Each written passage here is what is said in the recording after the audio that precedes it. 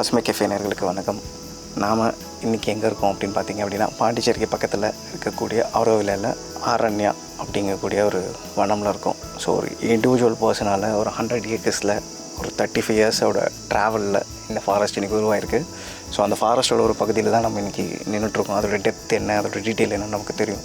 So இந்த ஃபாரஸ்ட்டோட பின்னாடி இருக்கக்கூடிய ஸ்டோரி, இயற்கை சார்ந்தும் இயற்கை சுற்றுச்சூழல் சார்ந்தும் 40 வருஷத்தோட அவரோட ஜேர்னியில் இந்த வனம்ங்கிறது வந்து கிட்டத்தட்ட 30 வருஷமாக அவர் உருவாக்கியிருக்காரு. இந்த வனம் 30 வருஷத்தில் இந்த அளவுக்கு இன்றைக்கி உருவாயிருக்கு. ஸோ அவரோட எஃபோர்ட் என்ன, இதுக்கு பின்னாடி இருக்கக்கூடிய ஸ்டோரிஸ் என்ன, அவர் இந்த தாவரங்களோட அவருக்குமான பிணைப்பு என்ன, இப்படி நிறைய விஷயங்கள் கேட்டு தெரிஞ்சுக்க போகிறோம். வாங்க.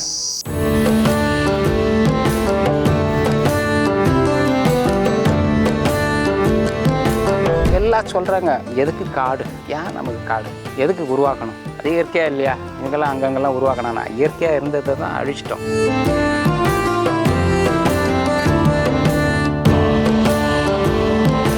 எப்பவுமே எங்களுக்கெல்லாம் வந்து பார்த்திங்கன்னா தழை உரம் வேணும்னா நாங்கள் காட்டை நம்பி தான் இருப்போம். இப்போ எங்கள் காட்டில் பார்த்தீங்கன்னாக்கா போக நாள் பட பசுமை உரமே கிடைக்கல. அதனால நாங்களே வந்து 20 கிலோமீட்டர் ட்ராவல் பண்ணிடலாம் அந்த பசுமை உரத்தெல்லாம் கொண்டாடுறதுக்கு பார்ப்போம்.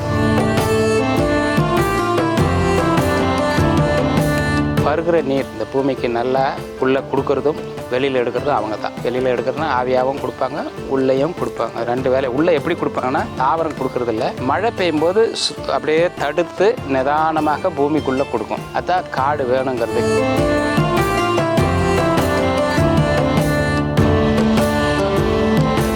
நீங்கள் வந்து 1 ஏக்கரால் இருந்தாலும் சரி, நீங்கள் 50 சென்டில் இருந்தாலும் சரி, 2 சென்டில் நீங்கள் வாழ்ந்தாலும் சரி, மழை நீரை ஒரு துளி கூட வெளியில் விடாத நீ தடுக்கிறவன் ஒரு நல்ல மனிதன். அதே மாதிரி இந்த பூமியை எம்டியாகவும் வச்சுக்கூடாது, ஏதோ ஒரு மூடாப்பு வச்சுக்கிட்டே இருக்கும்.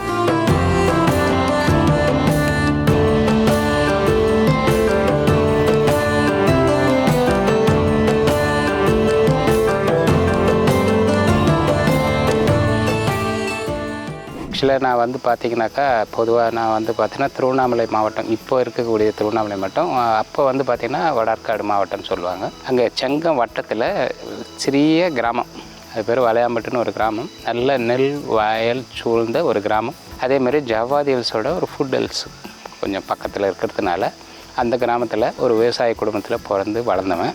அந்த காலகட்டத்தில் அந்த இயற்கை மேலே எப்படி ஈடுபாடுனாக்கா, நாங்கள் வந்து பார்த்திங்கன்னா விவசாயத்துக்கும் காட்டுக்கும் ரொம்ப தொடர்பு இருக்கிறது எல்லாருமே தெரியும். எப்போயுமே எங்களுக்கெல்லாம் வந்து பார்த்திங்கன்னா தழை உரம் வேணும்னா நாங்கள் காட்டை நம்பி தான் இருப்போம். இப்போ எங்கள் காட்டில் பார்த்திங்கனாக்கா போக நாள் பட பசுமை உரமே கிடைக்கல. அதனால் நாங்களே வந்து 20 கிலோமீட்டர் ட்ராவல் பண்ணிடலாம் அந்த பசுமை உரத்தெல்லாம் கொண்டாடுறதுக்கு பார்ப்போம். காலப்போக்கில் அது வந்து எனக்கு ஒரு இடர்பாடாக இருந்தது. எப்பயுமே பார்த்திங்கன்னா என்னோடய சனி ஞாயிறு ஆச்சுனாக்கா எங்கள் ஒர்க்கர்ஸோட காட்டுக்கு போவோம், நண்பர்களோட காட்டுக்கு போவோம். அப்படியே காலப்போக்கில் அப்படியே காட்டு மலை சுத்தறதுனால இயற்கை மேலே அப்படியே சிறிய வயதிலே நல்லா ஈடுபாடு இருந்தது. அப்புறம் என்ன நகரத்துலேருந்து என்னோடய உறவுகள்லாம் சந்திக்கும் போது அவங்களையும் காட்டுக்குள்ளே இட்டு போவேன். அவங்க அப்போ நிறைய என்வாமெண்டல் பற்றிலாம் என்கிட்ட சொல்லிக் கொடுப்பாங்க. இதெல்லாம் இருக்குது, இதெல்லாம் காப்பாற்றணும், இருக்கிறத காப்பாற்றணும் அப்படிங்கிறதெல்லாம். அதுதான் எனக்கு ஒரு படிப்பனையாக இந்த பணிக்கு வர்றதுக்கு எனக்கு ஒரு தூண்டுதலாகவும் இருந்ததுங்கிறது உண்மையை உங்கள்கிட்ட நான் பகிர்ந்துக்கிறேன். பிற்பாடு என்னோடய பயணத்தை பார்த்திங்கனாக்கா, அதை பள்ளி பருவம் முடியிற நேரத்துக்கு எனக்கு பெரிய வாய்ப்பு கிடைச்சிது. மேற்கு தொடர்ச்சி மலையை காக்கணும்னு சொல்லிட்டு ஒரு 100 நாள் நடைப்பயணம். இது உலகத்திலே யாரும் செய்யாத ஒரு தனி சிறப்பான ஒரு பயணத்தை பண்ணாங்க. அதில் எனக்கு வந்து ஒரு யங்ஸ்டர்ஸாக ஒரு சிறிய மாணவனாக எனக்கு கிடைக்கிறதுக்கு வாய்ப்பு இருந்ததுனால அதில் போய்ட்டு இன்னும் நிறைய விஷயங்களை வந்து என்னால் கற்றுக்கிறதுக்கு வாய்ப்பு இருந்தது. ஏன்னா முழுக்க வெஸ்டர்ன் காட்ஸ் பூரா நடக்கிறதுனா பாருங்களேன், 100 நாள் நடைப்பயணம், ஒரு நாளைக்கு 20 கிலோமீட்ரு, நிறைய நம்ம மொழிகள் ஒரு பக்கம் இல்லைன்னா கூட தாவரத்தோட வேறுபாடுகள், விலங்கோட வேறுபாடுகள், மண்ணோட வேறுபாடுகள்லாம் பார்க்க இன்னும் எனக்கு வந்து தூண்டுதலாக இருந்தது.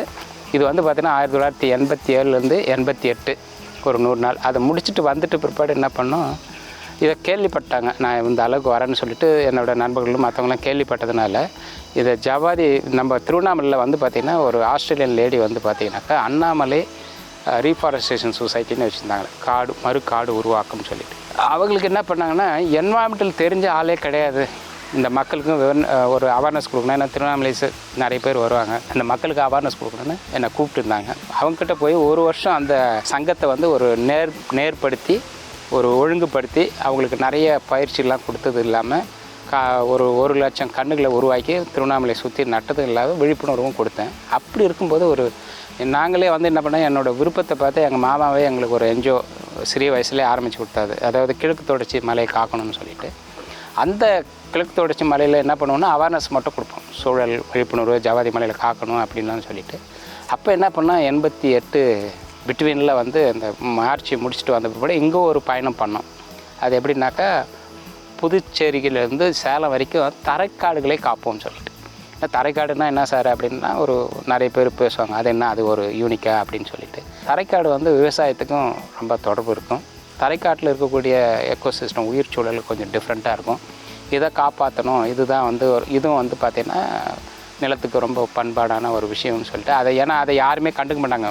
நமக்கு மக்கள்கிட்ட ஒரே ஒரு பண்பு என்னென்னா, காடுனா அடர்ந்து இருக்கணும், பெரிய இது இருக்கணும், மலை இருக்கணும், அந்த தான் காடுன்னு நினைப்பாங்க. தரைக்காடு வந்து ஒரு டிஃப்ரெண்ட் கைண்ட் ஆஃப் ஃபார்ம் இருக்குது. அது விழிப்புணர்வில் ஒரு 15 நாள் சைக்கிள் பயணம். அப்போது ஆரோவிலுக்கு உள்ளே வரும்போது என்னோடய அந்த விழிப்புணர்வு பாடல்களும் பேச்சையும் அங்கே பிடிச்சிருந்ததுனால அங்கே இருக்கக்கூடிய சூழல் ஆர்வலர்கள்லாம் என்னை கூப்பிட்டாங்க. நீங்கள் ஏன் எங்களுக்கு வரக்கூடாது, இப்போ நாங்கள் ரொம்ப சிக்கலில் இருக்கோம், எங்களுக்கு என்வாயன்மெண்டல் தெரியும், பாமர மக்களுக்கு நாங்கள் போய் பேசும்போது மொழி ஆக்கிறதுக்கு ஒரு ஆள் வேணும், அப்புறம் அது சரியாக போய் சேர மாட்டேங்குது, நீங்கள் எங்கே வந்து சேர்ந்துக்க முடியுமான்னு கேட்டாங்க. நான் பார்க்குறேன்னு சொல்லிவிட்டு அப்புறம் ஒரு ஒப்புதல் வாங்கிட்டு ஃபேமிலியோடு வந்துட்டு ஒரு குறுகிய காலத்துக்கு சூழல் விழிப்புணர்வும் அப்புறம் இயற்கை விவசாயத்துக்கான ஒரு பயிற்சியாளராகவும் உள்ளே இருந்து நிறைய பண்ணிகிட்டு இருக்கும்போது தான் இந்த பசுமை வளையத்தில் மேலை நாட்டிலேருந்து தான் வந்தாங்க இல்லைங்களா, டிஃப்ரெண்ட் நாட்டிலேருந்து வந்தாங்க. பார்த்திங்கன்னா சூழல் பேசினாலும் இந்த தாவரத்தினுடைய புரிதல் கம்மியாக இருக்கும். இப்போ கூட நான் நிறைய பேருக்கு சொல்லுவேன், ஒரு சொல்லாடலே வந்தது பிளான்ட்டு பிளைண்டுன்னு சொல்லுவாங்க. அதாவது தாவரத்தை பற்றி நமக்கு சரியாக தெரியுதுங்களே, தாவரம் ஏதோ மரம் நடலாம், செடி நடலாம் அப்படிங்கிற ஒரு கான்செப்ட் தான் இருக்கும். அதை புரிதல் இல்லை. அவங்களுக்கு என்னென்ன தேவைப்படுதோ கொண்டாந்து அவங்க ஊர்லேருந்து ஏதோ கொண்டாந்து நட்டுட்டாங்க. ஏன்னா இங்கேயும் அதேமாரி வெட்ட வெளி, அவங்க நிறைய காட்டுக்கெலாம் போகலை, பார்க்கலை. அப்போ நாங்கள் என்ன பண்ணோம்னாக்கா, இதை பற்றி நிறைய படிக்க ஆரம்பித்தாங்க ஆரோவில்ல. நாங்களும் அதுக்கு உள்ள துணை இருந்து இதை எனக்கு ஒரு நல்ல வாய்ப்பு கொடுத்தாங்க. அப்போ நிறைய பேசும்போது இந்த ஏரியாவில் பார்த்திங்கனாக்கா ட்ராபிக்கல் ட்ரை எவர்கிரீன் ஃபாரஸ்ட்னு சொல்லுவாங்க, உலர் வெப்பமண்டல தாவரம். இந்த உலர் வெப்பமண்டல தாவரம் இன்றைக்கி உலக நாட்டில் பார்த்திங்கனாக்கா கிட்டத்தட்ட 500 ஹெக்டேர்ஸ் மட்டும்தான் இன்றைக்கி இருக்குது. தாவரங்கள் இருக்கும், ஆனால் அதுக்கான யூனிக்காக இருக்கக்கூடிய நிலப்பகுதியை அழிச்சிட்டோம். அது எப்படி இருக்குதுன்னு சொல்லிட்டிங்கன்னா, இப்போ உதாரணமாக புதுச்சேரி வட்டத்தையே எடுத்திங்கன்னு வச்சுங்க, கோவில் காடுகள் வந்து கிட்டத்தட்ட ஒரு 180 கோவில் காடு புதுச்சேரி வட்டத்தை சுற்றி இருக்குங்க. புதுச்சேரியிலே வந்து பார்த்திங்கனாக்கா இப்போதைக்கு 123 இருந்தது, இப்போ கரெக்டாக 108 ஆக்கிட்டாங்க, மீதெல்லாம் காலி பண்ணிட்டாங்க. இந்த இடத்துல தான் அந்த தாவரங்கள் இருக்குது.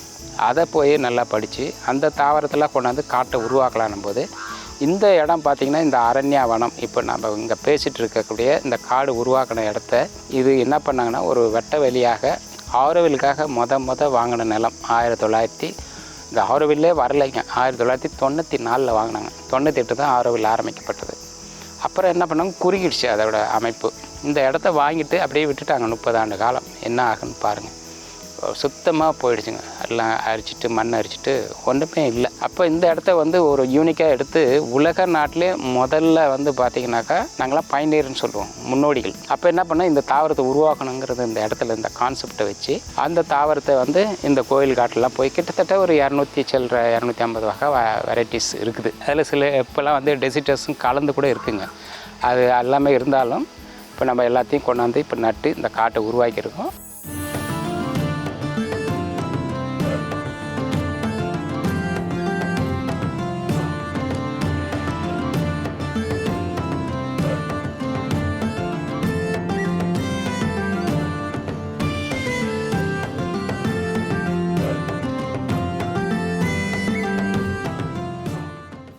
இது என்ன ஒரு மிகப்பெரிய வேலை செஞ்சோம்னாக்கா, எனக்கு வந்து புதுச்சேரி அருகாமையில் இருக்கிறதுனால புதுகை பல்கலைக்கழகம் இருந்தது. எந்த ஒரு விஷயத்துக்கும் அங்கே இருக்கிற துறைக்கும் அவங்களுக்கும் ஒரு ரிசர்ச் தேவைப்படும். அப்போ என்ன பண்ணால் நிறைய மாணவர்களை கூப்பிட்டோம். இப்போ பறவைகளை பற்றி படிக்கிறவங்க, தாவரங்களை பற்றி படிக்கிறவங்க, மண்ணை பற்றி படிக்கிற மாணவர்கள்லாம் வந்து பார்த்தீங்கன்னாக்கா தன் ஆய்வு கட்டுரைக்காகவும் எனக்கும் ஒரு 2 பேருக்கும் ஒரு நல்ல பெனிஃபிட் தானே. இப்போ அவங்க வந்து படிக்கும்போது பார்த்திங்கனாக்கா இங்கே எப்படி இருந்தது ஒரு முற்காலத்தில் அப்படிங்கிறது நாங்கள் தனியாக ஸ்டடி பண்ணோம். பார்த்திங்கனாக்கா இதில் சில ஆண்டுக்கு முன்னே பெரும் காடு தான். இப்போ ஜிக்மரே நீங்கள் கேள்விப்பட்டிருக்கலாம், பெரிய மருத்துவமனை ஒரு காடு தான். ஆனால் இந்த காடு ஒட்டின காடு இன்றைக்கும் வந்து பார்த்திங்கனாக்கா வந்தவாசி பகுதிகளில் அந்த காட்டை பார்க்கலாம். அப்போ என்ன பண்ணோம், இப்போ அதை தான் நம்ம சொன்ன மாதிரி கோயில் காடுகள்லாம் போய் சேமிச்சுட்டு வந்தோம். அதுக்குள்ளே நிலத்தை பண்படுத்தணும். பண்படுத்தணும்னா நீங்கள் நினைக்கிற மாரி விவசாய நில பண்பாடு இல்லை, அப்படியே ஏர் ஓட்டுறது அதெல்லாம் கிடையாது. இங்கே வந்து ஒரு எல்லாருக்குமே ஒரு கேள்வி கேட்பேன் எப்பயுமே வந்தால் கூட, எதுக்கு காடு வேணும் அப்படின்னு கேட்பேன். நிறைய டிஃப்ரெண்ட் கைண்ட் ஆஃப் திங்ஸ்னால் காடுன்னா சிம்பிளாக சொல்லணும்னா அது ஒரு ஷெல்டர் அப்படின்னு சொல்லுவாங்க. ஆனால் பருகிற நீர் இந்த பூமிக்கு நல்லா உள்ளே கொடுக்குறதும் வெளியில் எடுக்கிறதும் அவங்க தான். வெளியில் எடுக்கிறதுனா ஆவியாகவும் கொடுப்பாங்க, உள்ளேயும் கொடுப்பாங்க. 2 வேலை. உள்ளே எப்படி கொடுப்பாங்கன்னா தாவரம் கொடுக்குறதில்ல, மழை பெய்யும்போது அப்படியே தடுத்து நிதானமாக பூமிக்குள்ளே கொடுக்கும். அதுதான் காடு வேணுங்கிறது. காட்டில் வந்து பார்த்திங்கன்னா இப்போ அடர்ந்த காட்டில் மழை பெய்யுதுன்னா கிட்டத்தட்ட 90 விழுக்காடில் 80லேருந்து 90 விழுக்காடு தண்ணியை வந்து பூமிக்குள்ளே சேமிச்சிடும். அதுக்கு பிற்பாடு தான் ஓடும். அதுக்கு பிற்பாடு என்ன மழையை வந்து மணி நீர்னு சொல்லுவோம், கொட்டும், ஊற்று வரும், அப்புறம் ஊற்றுலேருந்து நதியாக போகும். அப்போ இந்த வேலையெல்லாம் செய்கிறதுக்கு காடு வேணும். இன்றைக்கி பார்த்திங்கன்னா அதுக்கு தான் சொல்லுவேன், எல்லாருக்கிட்டையும் சொல்லும்போது பார்த்தீங்கன்னா எல்லா நதிகளும் இருக்குது. இன்றைக்கி காவேரி நதி பற்றி நிறைய டிபேட் பேசுவோம். இந்த நதி வந்து எங்கே ஆர்ஜின் உற்பத்தி ஆகுதுன்னு பார்த்தீங்கன்னாக்கா தலைக்காவேரி. அதுக்கு ஒரு உதாரணமாக பொதுவாக சொல்லணும்னா, ஏன்னா ஒவ்வொரு கிராமத்துலேயும் ஒரு சிற்றோர்கள் இருக்கும், பெரும் நதிகள் இருக்கும். அது எங்கே உற்பத்தி ஆகுதுன்னு பார்க்கணும். அந்த ஏரியாவுக்கு பேர் வடிநில பகுதின்னு சொல்லுவோம், கேட்ச்மெண்ட் ஏரியா. அந்த கேட்ச்மெண்ட் ஏரியாவில் அடர்ந்த காடு இருந்ததுன்னா மழை பெய்ஞ்சுனாக்கா பொறுமையாக நம்ம பூமிக்கு வரும், நிலத்துலேயும் கொடுக்கும், ஆறாவும் வரும். இன்றைக்கி என்ன அதுன்னா மழை பெய்ஞ்சுன்னா புசுக்குன்னு தண்ணி வந்துடும். இப்போ பாருங்கள், பெரும் தண்ணி வந்து எல்லாமே வீணாக கொண்டு சில நேரத்துக்கு விட்டுடுறோம். ஏன்னா அது ஒரு இயற்கை ஒரு விஷயங்கள் தான். ஆனால் அந்த காலத்தில் அப்படின்னா இப்போ தலைக்காவேரியில் மழை பெய்யுதுன்னா நமக்கு வரதுக்கு ஒரு 20 நாள் ஆகும். இப்போயே வந்து அவ்வளோ நாள் ஆகுது. அதெல்லாம் அப்போ வந்து ஏன்னா இப்போ செக் டேம்லாம் கட்டுறதுனால லேட் ஆகுது. அப்போல்லாம் பார்த்தோன்னா ரொம்ப நாள் ஆகும், ஊறி வரும். அப்போது என்ன பண்ணால் வருடம் முழுவதும் தண்ணி வரும். என்னென்னா பருவத்தில் நிறையவும் கோடையில் கம்மியாகவும் வரும். இப்போது அந்த வடிநில பகுதியை காட்டை அழிக்கிறோமில்ல, அதனால தான் எதுக்கு அந்த கொஸ்டின்ஸ் வரேன். இந்த காடு வந்து அந்த வேலைக்கு தான் செய்யுது. அப்போ என்ன பண்ணோம், இந்த வெட்ட வெளி இந்த இடம் நாங்கள் வரும்போது, அப்போ இந்த வேலை காடு செய்கிற வேலையை என்ன செய்யலாம், இப்போது துரிதமாக ஏதோ ஒன்று வேணுமே அப்படின்போது நாங்களாம் சொல்லும்போது ஒரு ஃபஸ்ட் எய்டு மாரி ஒரு அவசர உதவிக்காக என்ன செய்யலான்ட்டு பார்க்கும்போது நமக்கு நிறைய சயின்ஸில் நிறைய ஹெல்ப் பண்ணும். இதுக்கு பேர் கான்டூர் பண்டுன்னு சொல்லுவாங்க. கான்டூர் பண்டுன்னா சம உயர வரப்பு. நமக்கு நல்லா ஔவையார் சொல்லியிருப்பாங்க, வரப்பு உயர நீர் உயரம், நீர் உயர நெல் உயரம், நெல் உயர குடி உயரம், குடி உயர கோல் உயரம்னு நல்லா அழகாக சொல்லியிருப்பாங்க. அதோட கான்செப்ட் தான், நம்ம முன்னோர்கள் சொல்லாத எதுவுமே நாங்கள் ஒன்றும் புதுசாக செய்யலை. அப்போ என்ன பண்ணோம், இந்த கான்டூர் லெவலில் எடுத்து கான்டூர் அணையை மடித்தோம். ஏன்னா அந்த கான்டூர் லெவலில் கூட பார்த்திங்கன்னா பல மெத்தடில் இருக்குது. அங்கங்கே கிடைக்கக்கூடிய ஒரு பொருளை வச்சு செஞ்சுக்கலாம். இப்போ நிறைய கல்லுகள்லாம் அங்கே அந்த கல் அடிக்கலாம் கான்டூர் மண்ணில். இப்போ எங்களுக்கு சோர்ஸ் வந்து பார்த்திங்கன்னா அதெல்லாம் எதுவும் இல்லை, அந்த மண் தான் இருக்கும். அப்போ என்ன பண்ணோம், மண்ணை வெட்டி ஒரு அணையாக மடிச்சுக்கும். அப்படி இல்லைன்னா அந்த கான்டூர் லெவல்லே ஒரு ஏர் மாரி ஓட்டி கூட தாவரத்தை விரைச்சி விடலாம். தாவரத்தை வடித்தா கூட கொஞ்சம் அடன் பண்ணிக்கும். ஆனால் இது வந்து மிக வேகமாக செய்கிறதுனால இந்த அணை மடித்தோம். அணையை மடிச்சிட்டு பிற்பாடு வெட்ட வழியாக இருக்குல்ல, அதான் சொல்லுவேன் நான் எல்லார்கிட்டையும், யார்கிட்ட பேசினாலும் இந்த பூமியில் மனிதனாக பிறந்துட்டா 2 முக்கியமாக மனசில் வச்சுக்கணும். நீங்கள் வந்து 1 ஏக்கரால் இருந்தாலும் சரி, நீங்கள் 50 சென்ட்டில் இருந்தாலும் சரி, 2 சென்ட்டில் நீங்கள் வாழ்ந்தாலும் சரி, மழை நீரை ஒரு துளி கூட வெளியில் விடாத நீ தடுக்கிறவன் ஒரு நல்ல மனிதன். அதேமாரி இந்த பூமியை எம்டியாகவும் வச்சுக்கூடாது, ஏதோ ஒரு மூடாப்பு வச்சுக்கிட்டே இருக்கணும். இது 2 தான் நம்ம மனிதனாக பிறந்தா சரி. ஏன் அப்படின்னு சொன்னாக்கா நம்ம ட்ராபிக்கல் கண்ட்ரியில் இருக்கோம், மழை தான் நமக்கு சோர்ஸு. இந்த மண் அரிப்பு தடுக்கிறதுக்கு மட்டும் இல்லாமல் வேறு எதனா டக்குன்னு ஏதோ ஒன்று மூடாப்பு போடணும் இல்லை. அப்போ என்ன பண்ணேன்னாக்கா நிறைய புல் விதைகள்லாம் சேமிச்சுன்னு வந்து நிறைய போட்டேன். இங்கே பார்த்தீங்கன்னாக்கா இந்த கிராமத்துலாம் வந்து பார்த்திங்கன்னா ஒரு புல் அங்கங்கே கிடைக்கும் வயல்வெளிகள். அது பார்த்திங்கன்னா ப்ரூம் கிரான்ஸ் சொல்லுவாங்க, தொடப்ப முள். அதை வந்து அறுத்து எடுத்துகிட்டு போகிறவங்க அந்த முள்ளெலாம் ஒரு பக்கம் அடித்து போட்டு போயிடுவாங்க அந்த விதையை. அதை எடுத்துகிட்டு வந்து மணலோடு சேர்த்து எல்லா இடத்துலையும் தூவினேன். அப்புறம் கேரளாவிலையும் போய்ட்டு கொஞ்சம் சில விதைகள்லாம் வாங்கிட்டு வந்து தூவினேன். அப்போ என்னென்னா இதை தடுக்கிற அந்த டக்குன்னு இந்த பூமிக்கு, ஏன்னா எனக்கு 2 பெனிஃபிட்டும் வேணும். அடுத்தது வந்து பார்த்திங்கன்னா இந்த கான்டூர் பண்டு முடிச்சுட்டு பிற்பாடு உள்ளே வந்து 2க்கு 2 குழி எடுத்துகிட்டு அதுக்குள்ளே நர்சரியை நான் என்ன சொன்ன மாரி தயார் பண்ணி வச்சிட்டேன். கோயில் காடுகள்லேருந்து எடுத்துகிட்டு வந்து தாவரங்களும் அது மழை பருவத்துக்கு முன்னே சரியாக பருவத்தில் கொண்டாந்து நட்டுடுவேன். ஏன்னா நான் மழையில் எப்போயுமே நடமாட்டேன். இந்த காட்டுக்கு ஒரு துளி தண்ணி கூட விடலை, கரெக்டாக பருவத்தில் நட்டுருவேன். மழை காலத்தில் அதை தன்னை சரி பண்ணிக்கும். அப்போ என்ன பண்ணோம், அதுக்கு மல்ச்சிங் போடணும். ஒரு தாவரத்தை நட்டுட்டுனா சுற்றிர அணம் அடிச்சுட்டு ஒரு மூடாப்பு போடணும். எப்படி நிலம் பூரா மூடாப்பு போட்டணும், அதேமாரி ஒவ்வொரு தாவரத்துக்கு பக்கத்துலையும் நல்லா அடர்ந்த மூடாப்பு. அது நிறைய நமக்கு வந்து பலன் இருக்கும். ஒன்று வந்து எருவாகவும் ஆகிடும் அந்த மக்கின பிற்பாடு. நம்ம தண்ணி கொஞ்சம் ஒரு 2 கிளாஸ் 1 கிளாஸ் இந்த பருவ காலத்தில் கொடுக்கும்போது வெய்ய காலத்தில் அதை காப்பாற்றிட்டு அந்த தண்ணி நீராவி போக்காத தடுக்கிறதுக்கும் ரொம்ப உதவியாக இருக்கும். அதுக்கான அந்த மக்கும் பொருட்கள் வந்து கிடையாது எனக்கு. ஏன்னா இங்கே விவசாய பேட்டர்னும் டிஃப்ரெண்ட் கைண்ட் ஆஃப் விவசாயம். ஏன்னா வெறும் சவுட்டு தான் பண்ணுவாங்க, வேறு எதுவும் விவசாயம் பண்ண மாட்டாங்க. அப்போது வந்து இந்த புல் விதைகளை வந்து அறுத்து போட்டுக்குவேன் அந்த புல்லை. அதுக்கு பிற்பாடு பார்த்திங்கனாக்கா பாண்டிச்சேரி நகரத்துக்கு போயிட்டு கழிவுகள்லாம் வாங்கிக்குவேன். நம்ம மார்க்கெட்டில் இருக்கக்கூடிய காய்கறி கழிவுகள்லாம் வாங்கிட்டு வந்துட்டு அதை மல்ச்சிங்காக பயன்படுத்திக்குவேன். இதெல்லாம் பயன்படுத்தி தான் இதை உருவாக்கணும். 2க்கு 2 குழி வச்சுனேன். இப்போ முன்ன சொன்ன மாரி கான்டூர் பண்டு வந்து காடு செய்கிற வேலை மாரி மழைநீர் ஓட்டத்தை தடுக்கிறது தான். மழைநீர் ஓட்டத்தை தடுக்கிறது. ஏன்னா மழை இப்போ பார்த்திங்கன்னா உங்களுக்கு ஒரு உதாரணம் சொன்னோன்னா, ஒவ்வொரு பருவமழைக்கும் இன்றைக்கி சயின்ஸ் ரெக்கார்டே சொல்லுது. நமக்கு வந்து பார்த்திங்கன்னா மேல் மண்ணை அரிச்சிட்டு போகிறதுனால பல கோடி ரூபாய் பொறுமானம் உள்ள வேல்யூவை நம்ம இழக்கிறோம். அந்த டாப் சாயில்னு சொல்லுவோம், உயிர் மண்ணுன்னு சொல்லுவோம். எப்போவுமே டாப் சாயில் நம்ம விவசாயத்துக்கு எல்லா ஜீவனங்களும் வர்றது டாப் சாயில் சொல்லுவோம்.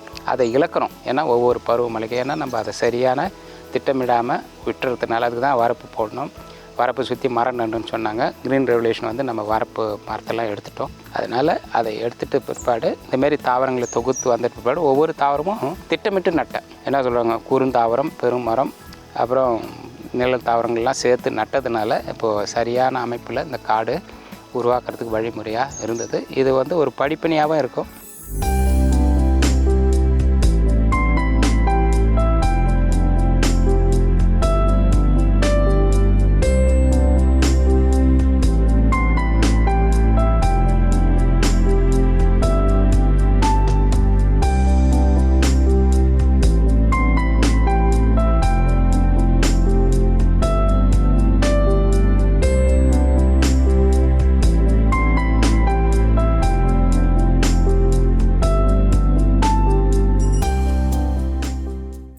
காடு உருவாக்குறதுக்கு பல முறைகளை நான் சொன்னேன். இந்த பூமியை வந்து தன்னைத்தானே புதுப்பிச்சுக்கிறதுக்கு கூட தெரியும். ஆனால் நம்ம காலங்கள் ஓட்டத்தினால நம்ம அதுக்கு கூட அவகாசம் கொடுக்கறதில்ல. ஏன்னா நம்ம கால்நடைகளும் மனிதர்களும் மற்ற நடமாட்டத்தினால அதுக்கான வாய்ப்புகள் குறைவாக இருக்கிறதுனால தான் இன்றைக்கி வந்து நம்ம வந்து கன்றாக உற்பத்தி பண்ணி நடக்கூடிய சூழ்நிலைக்கு வந்துட்டோம். ஆனால் நான் இங்கே வந்து பல விதத்தில் வந்து ஆராய்ச்சி மூலயமா எப்படிலாம் செய்யலாங்கிற விஷயங்களில் நான் செய்யும்போது இதை இப்போ கான்டூர் பண்டு போட்டேன், மரம் நட்டேன், செடி நட்டுட்டேன். இந்த பராமரிப்பு பணிங்கிறது ஒரு மேலோங்கின பணி. ஒவ்வொரு காலகட்டத்துக்கு தகுந்த மாதிரி அந்த பராமரிப்பு பணியை செஞ்சுக்கிட்டே இருக்கணும், பருவத்துக்கு தகுந்த மாரி. இப்போது மழை பருவத்தில் பார்த்திங்கனாக்கா எல்லா விஷயமும் தயார் பண்ணிவிட்டு தயாராக இருப்போம். மழை பருவத்தில் பார்த்திங்கனாக்கா இந்த நம்ம எல்லையெல்லாம் சுற்றி அப்பப்போ வந்துக்கிட்டே இருப்போம். மழையிலே கூட சுற்றி வருவேன். எந்த இடத்துல தண்ணி அதிகமாக வெளியில் போகுது, அதுக்கான தடுப்புலாம் என்ன செய்யலாங்கிறத பற்றி படிச்சுக்கிட்டே இருப்போம். அப்புறம் என்ன பண்ண, மழை முடிஞ்சிட்ட உடனே அந்த தடுப்புக்கான வேலைகளை செய்கிறது. அப்போ எங்கன்னா மறுபடியும் அணை உடஞ்சிருக்கா, இல்லை அணை தவறாக போட்டிருக்குமா அப்படிங்கிறதெல்லாம் பார்த்து எந்த அளவுக்கு நம்ம வந்து மழைநீர் ஓட்டத்தை தடுக்கணுமோ அந்த பணிகளை வந்து மழை காலத்தில் செஞ்சிட்ருப்போம். மழை பருவம் முடிஞ்ச பிற்பாடு நமக்கு கோடை வந்து ஸ்டார்ட் ஆகும். அப்போல்லாம் வந்து பார்த்திங்கன்னா விதைகளும் நமக்கு வந்து நிறைய உற்பத்தி ஆகிறதுக்கு வாய்ப்புகள் இருக்கும். விதை பொறுக்கிறதுக்காக போவோம், விதைகளை போயிட்டு சேமிக்கிற வேலை அது. ஆனால் ஆக்சுவலாக வந்து பார்த்திங்கன்னா நான் ஒரு கேலண்டரே வச்சுருந்தேன். வருடம் பூரா விதைக்காக போவேன். பருவ காலத்துக்கு தகுந்த மாரி அதிகமாக கிடைக்கும், சில நேரத்துக்கு கம்மியாக கிடைக்குன்னா ஒவ்வொரு இடத்துலையும் ஒவ்வொரு வகையான விதைகள் வந்து கிடச்சிக்கிட்டே இருக்கும். விதைகளை கொண்டாந்து தயார் பண்ணுற ஒரு பக்கமும் அந்த பணிகளை செஞ்சுக்கிட்டே இருப்போம். இந்த வெய்ய காலம் ஆரம்பிக்கிறது இல்லைங்க, அப்போ எங்களுக்கோட பனி சுமைகள் ஜாஸ்தியாக இருக்கும். எவ்வளோ அளவுக்கு பனி சுமைன்னு பார்த்தீங்கன்னாக்கா, நம்மக்கிட்ட வந்து நான் முன்னே சொன்னல புல் விதைகள்லாம் நிறைய தூவி விடுவேன்னு சொல்லிட்டு, அது அறியாமையில் பிள்ளைகளோ மற்றவங்களாம் என்ன பண்ணிவிடுவாங்க, அதை எரிச்சிடுவாங்க. எனக்கு வந்து ஒரு முறை 2 ஏக்கரா 4 ஏக்கரா எரிஞ்சுது, இன்னொரு இடத்துல 2 ஏக்கரா எரிஞ்சுது. அதில் பட்ட துன்பங்கள் கொஞ்சம் நஞ்சம் இல்லை. அதை அணைக்கிறதுக்கும் சரி இதுவும் சரி. எனக்கு கிராம மக்களும் ஒத்துழைப்பாங்க, நிறைய பேர் வேலை செய்கிறதுனால அவங்களும் என்னை பற்றி நிறைய தெரியும். ஏன்னா இங்கே இருக்கக்கூடிய ஒரு ஜீவனை கூட கொல்ல மாட்டேன். ஒரு குழி எடுக்கிறேன்னா அந்த இடத்துல வந்து தேல் இருக்குதுன்னா தள்ளி விட்டணும், அதை யாரும் அடிக்கக்கூடாது அப்படிங்கிற ஒரு அதனால் அவங்க என்ன நேசிக்க ஆரம்பித்தாங்க. ஓ இவர் அவ்வளோ அளவுக்கு உயிர் பற்று வச்சுருக்காரு, நாமளும் அவருக்கு துணை நிற்கணுங்கிற மாதிரி துணை நின்னாங்க. அதோட வெளிப்பாடு தான் பயிருன்னா கூட அவங்களாம் நிறைய வந்து ஹெல்ப் பண்ணாங்க. அப்படி இருந்தாலும் நிறைய இழப்போம். அது பார்த்தீங்கன்னா ஒரு முறை பார்த்தீங்கன்னா அப்படியே பாம்பு அப்படியே சுருண்டுக்குன்னு அப்படியே எலும்பு பவுடராக இருந்தது. எவ்வளோ கஷ்டமாக இருந்திருக்கு பாருங்கள். குருவிகள் எரிஞ்சது. அப்புறம் எரிச்சவனெலாம் கூப்பிட்டு காட்டுவேன், இதெல்லாம் பாடுறா, நீ ஒரு உயிரே எரிக்கிற, நீ பாவத்தை சுமக்கிறன்னு. அவங்களுக்கும் ஒரு புரிதலை கொடுப்பேன். இது வந்து பல காலங்கள் சொல்லுவேன். ஆனால் இப்படியே நடக்கும்போது நாங்கள் என்ன பண்ணுவோம்னாக்கா, மழை பருவம் முடிஞ்ச உடனே பார்த்தீங்கன்னாக்கா அந்த ஃபயர் பெல்ட்டுன்னு சொல்லுவோம், நிறைய போய் அந்த புல்லெல்லாம் அறுத்து மல்ச்சிங்காகவும் போட்டுருவோம். அந்த இடத்துல தீ பரவாதக்கிறதுக்கான தடுப்பு வேலைகளும் ஒரு பக்கம் செஞ்சிட்ருப்போம். அப்புறம் எங்கெங்கெல்லாம் குழி எடுக்கணுமோ எடுத்துக்கிட்டே இருக்கோம். ஆனால் இது வந்து 97 ஆரம்பிச்சு 94 இந்த ப்ராஜெக்ட் ஆரம்பித்து 97 முடித்தேன். அப்போ என்ன பண்ணுவோம், 3 ஆண்டு காலம் மாற்றி நட்டுக்கிட்டே வந்தோம். இந்த பகுதியில் கொஞ்சம் வேலை செய்வோம், இந்த பகுதியில் ஒரே டைமில் அந்த 100 ஏக்கராவும் நம்மளால் செய்ய முடியாது. பருவத்துக்கு பார்த்த மாதிரி பிரித்து செஞ்சுட்டு வரும்போது அப்போ அடுத்த ஆண்டுக்கான வேலைகளை செய்வோம். ஒரு பக்கம் குழி எடுக்கிறது, அப்புறம் கான்டூர் பண்ணுறது, குழி எடுக்கிறது, இதெல்லாம் அப்படியே தொடர்ந்து இந்த கோடை பருவத்துலேயும் மழை பருவத்துலேயும் மாற்றி அந்தந்த திட்டமிட்டு பணிகளை செஞ்சுக்கிட்டே இருந்தோம். ஒவ்வொரு தாவரத்தை பற்றியும் படிக்கணும். இந்த தாவரம் வந்து என்ன, அதோட குணாதிசயம், இது மரமா செடியா குறுந்தாவரமாங்கிறதெல்லாம் படிக்கணும். அப்போ என்னென்னா அதை பற்றி தெரியும் போது ஒரு மரத்தை நடும்போது அது எக்கோ சிஸ்டம் எப்படி இருக்குது, உயிர் சூழல்லாம் எப்படி இருக்குதுன்னு பார்க்கணும். இயற்கை காட்டுக்கு போனீங்கன்னா பார்க்கலாம். அதேமாரி தான் திட்டமிட்டு இங்கே அப்படி செஞ்சுருக்கிறேன். ஒரு பெருமரம், குறுமரம், குறுஞ்செடி நட்டு ஒரு கெனாப்பிவே, அதாவது இந்த உயிர் சூழலை ஒரு அமைப்பை கொடுக்கறதுக்கான வேலை இங்கெல்லாம் மற்றவங்க மாரிலாம் கிடையாது. அப்படியே செடி தூக்கி போட்டோமா நடுங்கள்லாம் சொல்ல மாட்டான். நானே கரெக்டாக ஒவ்வொரு குழிக்கும் பகிர்ந்து கொண்டு வைப்பேன். ஒர்க்கர்ஸ்க்கும் சொல்லிக் கொடுப்பேன். இந்த தாவரம் இந்த செடிக்கு, இந்த துட்டி இந்த செடி, இந்த சுட்டி இந்த செடி அப்படின்னு சொல்லி. இன்றைக்கி பாருங்கள் எண்ணற்ற செடிகள் வந்திருக்கு. நான் கிட்டத்தட்ட 250 வகை அந்த ட்ராபிக்கல் ட்ரைவர் கிரீனு. இன்றைக்கி பார்த்தோன்னா 700 வகை வந்திருக்குது. அதில் வந்து டெசிட்டஸும் வந்துடுச்சு, இலை உதிர் தாவரங்களும் வரும். அதில் நிறைய பேருக்கு கேள்விக்குறி இருக்கும். அப்படின்னா சார் அது இலை உதிரா மரம் அப்படின்லாம் கேட்பாங்க. எல்லாத்துக்கும் தானே இலை உதிர் அப்படின்வாங்க. ரெண்டுத்துக்கும் என்ன வேறுபாடுனாக்கா, இந்த ட்ராபிக்கல் ட்ரைவர் கிரீன் வந்து பார்த்திங்கனாக்கா ஒரு இலை வந்ததுன்னா 2.5 வருஷம் 3 வருஷம் இருக்கும். குறைஞ்சபட்சமாவது 2 வருஷம் இருக்கும். நம்ம பருவத்தில் பார்த்திங்கன்னா இந்த இலை உதிர் மரம் வருடம் விழுந்துடும். சில நேரத்துக்கு பருவங்கள் மாறும்போது 2 வாட்டி கூட இலை உதிரும். ஏன்னா தன்னை வந்து நிலைநிறுத்திக்கிறதுக்காக இந்த பூமியில். இல்லைனாக்கா அது நீராவி போக்கி தன்னை இழந்துடும். வெய்ய காலத்தில் நீர் கம்மியாக இருக்கும், மேல் நீர் ஓட்டுறோம்லாம். அதனால் தன்னை நிலைநிறுத்திக்கிறதுக்காக, தன்னை சரி பண்ணிக்கிறதுக்காக இலைகளை உதிர்ந்து காப்பாற்றிக்கும். ஆனால் இது எப்படின்னாக்கா நீராவி போக்கும் கம்மியாகவும் பண்ணும். அதே மாதிரி அடர்ந்த இலையோட திக்னஸ்ஸும் கொஞ்சம் அடர்ந்து இருக்கும், பசுமையாகவும் இருக்கும். தன்னை வந்து எப்பவுமே நிலைநிறுத்தி வாழக்கூடிய தகுதி அந்த மரத்துக்கு இருக்கிறதுனால தான் இந்த ட்ராபிக்கல் ட்ரை எவர்கிரீன் தாவரம்னு சொல்லுவோம், உலர் வெப்பமண்டல தாவரம். இதெல்லாம் பார்த்து தான் யூனிக்காக இப்போ நட்டேன். இப்போ என்ன ஆச்சுன்னா என் காட்டில் நான் வந்து பார்த்திங்கன்னா ட்ராபிக்கல் ட்ரை எவர்கிரீன் மட்டும் கொண்டாந்து நட்டேன். இன்றைக்கி டெசிடஸ்லாம் வந்துடுச்சு. யார் கொண்டாந்து போட்டாங்க? எல்லா பறவைகளும் அவங்களும் போட்டாங்க. அதுக்கு நான் என்ன பண்ணேன்னாக்கா, இப்போது ஒரு காடு வரணுன்னாக்கா நம்ம எதை வேணாலும் செய்யலாம். இங்கே நான் நட்ட மாரி நடாத கூட வர வைக்க முடியும். ஆனால் அதுக்கு என்ன கேப்புனாக்கா, ஒரு சில நேரத்துக்கு வந்து 2 மடங்கு 4 மடங்கு டைம் எடுக்கும். இது வந்து 30 ஆண்டில் இப்போ காடு பார்க்குறீங்கனாக்கா அது 60 ஆண்டு ஆகலாம், 70 ஆண்டு ஆகலாம். ஏன்னா நானே ஒரு பகுதியில் விட்ருக்கேன், இன்னமும் காடு ஆகலை. ஆனால் பசுமையாகிடுச்சு. காடு ஆகிறதுக்கு டைம் எடுக்கும். ஆனால் அது எப்படி உருவாக்கலாம் அப்படின்னு சொன்னிங்கனாக்கா, இந்தமாரி இந்த கான்டூர் பண்டெல்லாம் போட்டுட்டு அங்கங்கே பட்டு போன மரங்களை கொண்டாந்து அப்படியே நட்டுட்டு அங்கங்கே நீர் தொட்டிகளை வைக்கணும். விருந்தாளிகளை கூப்பிடணும், பறவைகள்லாம் கூப்பிட்டுட்டு இந்த எக்கோசிஸ்டம் உருவாக்குனீங்கனாக்கா நிறைய பறவைகள் வருவாங்க. அவங்களே கொண்டாந்து எதனா எச்சத்தை போடும்போது விதைகள் வந்து உளுந்து முளைக்கிறதுக்கு வாய்ப்பு கிடைக்கும். பட் அது டைம் ஃப்ரேம் வந்து ரொம்ப ஜாஸ்தியாக இருக்கிறதுனால நம்ம உருவாக்கணும். எல்லாம் சொல்கிறாங்க, எதுக்கு காடு, ஏன் நமக்கு காடு, எதுக்கு உருவாக்கணும், அது இயற்கையாக இல்லையா? இவங்கெல்லாம் அங்கங்கெல்லாம் உருவாக்கணும்னா இயற்கையாக இருந்ததை தான் அழிச்சிட்டோம்.